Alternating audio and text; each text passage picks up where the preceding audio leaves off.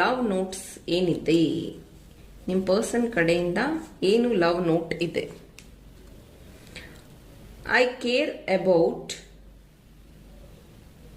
What people think of us. Okay, ಅವರು ಈ ಪ್ರೀತಿಯಲ್ಲಿ ಜನರು ಏನು ಅನ್ಕೊಂತಾರೆ ಅಂತ ತುಂಬಾ ಯೋಚನೆ ಮಾಡ್ತಾರೆ.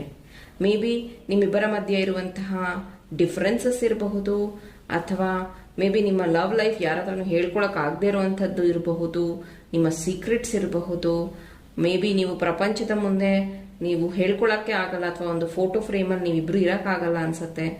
ಆ ಒಂದು ರೀತಿ ಅವರು ತುಂಬಾ ಭಯ ಪಟ್ಕೊಂಡಿದ್ದಾರೆ. ಈ ಒಂದು ಪ್ರೀತಿನ ನಾನು ಯಾರಾದ್ರೂ ಹೇಳ್ಕೊಳಕ್ ಆಗಲ್ಲ, but I love you more ಅನ್ನೋಂಥದ್ದು. I have so much to say to you.